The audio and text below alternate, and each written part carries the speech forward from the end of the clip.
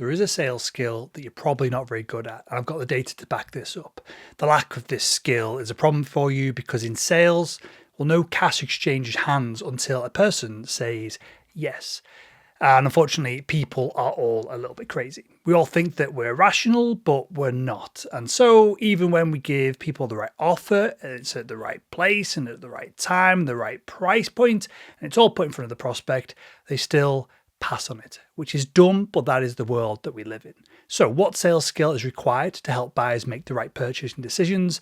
Well, that's the skill of influence, and it might be the most important and underrated skill in 2025. Now, if you listen to me for the next 10 minutes or so, I'm going to explain how I know that you probably lack the skill of influence and how it's one of the skills that's becoming more and more important to sellers who want to find and close enough deals to make enough money to retire early. And my name is Will, and I'm the founder of Salesman.com. And over at Salesman.com, we have an assessment that nearly 40,000 sellers have completed.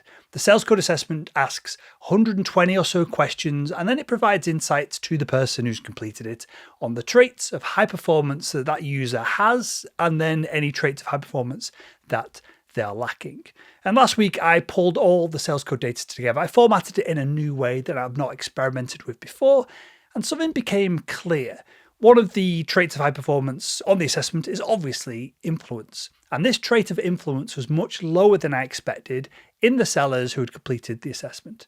It was so low, in fact, that I compared data between 2025 and then the very first version of the assessment that was launched back in 2019. And the results were kind of shocking to me. 87% of sellers who regularly exceeded their sales quota scored high for influence back in 2019, whereas only 35% of sellers who regularly exceeded sales quota scored high for influence in 2025.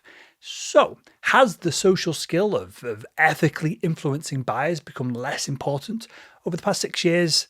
Well, I don't think so. Heck, in the trust crisis that we're currently selling into, where everyone is more skeptical than ever before, the ability to influence prospects and help them see our world view, our perspective, this is more powerful than ever. So what the heck is going on here? Well, I think that from hiding behind email, attempting and failing to get deals done over social media, and working from home has led a whole generation of sellers to de-skill their ability to influence others. And for people who are somewhat new to sales, they never learned that skill in the first place. That is the current state of affairs. Buyers are more skeptical of sellers than ever before, and sellers are worse than ever at influencing buyers. So what does that mean for you? Well, it means that if you can learn the skill of influence, then you have a massive competitive advantage in the marketplace. And remember this, right? The ability to influence is the ability to convince someone to believe something new or different to what they currently believe. So if your current prospects believed that your product was the right product for them, it was going to solve all their issues, that the price of the product was less than the value being delivered, then you wouldn't have a job. You could instantly be replaced by an online order form. But, well, your job exists. So inherently, there must be a need for you to influence your buyers to change their views and to adopt your perspective and new perspective to get deals over the line. So with that said, let's take a look at 3 ways where you can dramatically increase your ability to influence your prospects starting today at the end of this video. So first up, commitment. Once a prospect agrees that, at least in theory, our product can help them do something, achieve something, change a state of pain, or take them further, closer to a point of pleasure, then they are much more likely to continue to agree this as we increase the scope of our point of view over time. And here is why. Humans don't like to change their minds. And this comes back to our tribal days. If we made a decision that didn't harm us, or better yet, it benefited us, we weren't going to question making that decision the next time around. We'd just automatically do it without critically thinking through it. And this bias towards commitment is how our brains reduce their daily cognitive load. They choose the path of least resistance. We conserve our energy so we can spend it efficiently on new problems that we face day in, day out. And believe it or not, this same principle applies to sales as well. If you can get your buyers to agree with you, even on something that's small or insignificant or seemingly insignificant at first, then they're much more likely to keep agreeing with you throughout the rest of the buying journey. And the best way to do this practically, because I want you to start doing this today, is to leverage the influence technique of micro-closing. And again, you do this throughout the entirety of every conversation and every part of the sales process. And it works like this. Each time a buyer says yes to a micro-close, they positively reinforce the point of view that you've helped them commit to. So the first step in using micro-closing when influencing buyers is to position something that they almost certainly believe in, that almost 100% of the time they're going to say yes to. So for example, when I'm selling Salesman.com Academy to sales leadership, I ask, is it fair to say that there's room for improvement for your team? And the answer is undoubtedly yes. And so once they agree to that sliver of my point of view, I can continue influencing them to agree the broader strokes that my training program is the correct decision for their business. So that is micro-closing. Next up, we have scarcity. And this is very simple. We all want the stuff that is hard to get, whether that be the super attractive husband, wife, partner, the limited edition Rolex, whatever it is. When there is high demand, the thing, again, whatever it is, becomes more desirable. And like the other fundamental influence techniques, the appeal of scarce items goes back tens of thousands of years to innate biological and evolutionary desires that all humans come deeply wired with.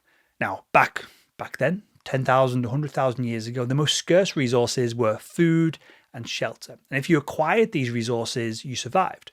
Otherwise, you died. So our brain values scarce resources as if our lives depend on them.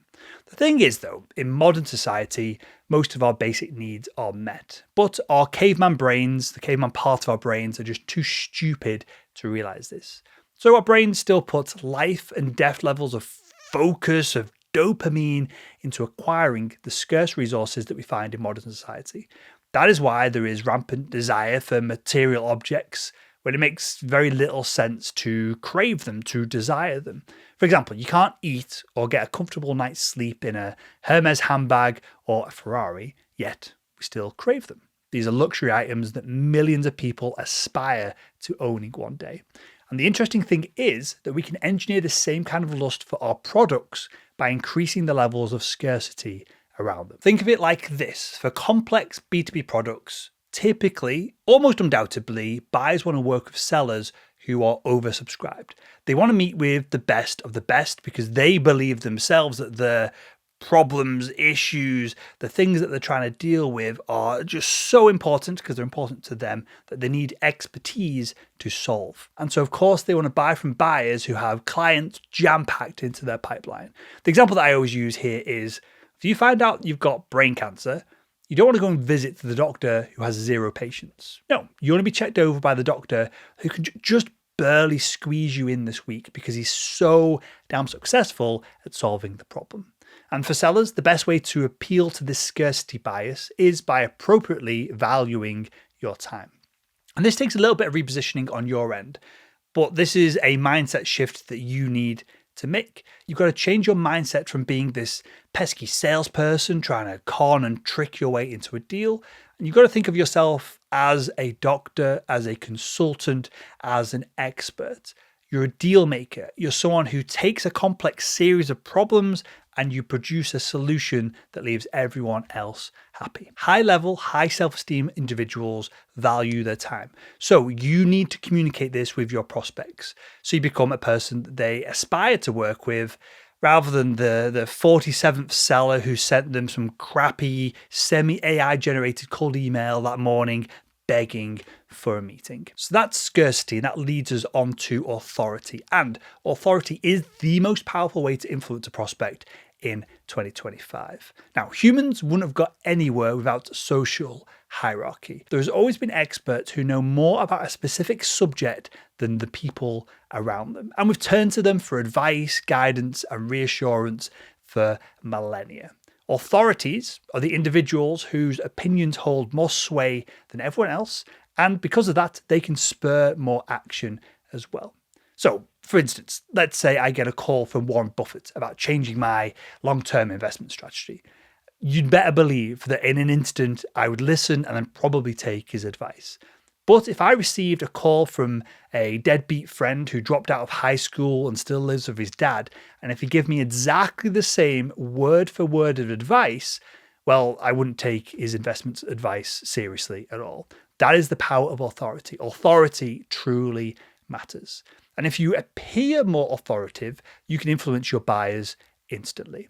And building authority in the internet age is so easy that I honestly can't understand why more salespeople don't lean into it. All you've got to do is post some content on LinkedIn or wherever your buyers hang out that has a strong polarizing opinion, a correct, strong polarizing opinion. Then you've got to brand yourself clearly as the person who solves X problem for Y people using Z solution. And you've got to be very bold about the specific people that you help. And the bolder and more narrow and niche you can be about the people that you help, and you just focus on those individuals, those prospects in the market, the easier it is to build authority because essentially you've got less competition.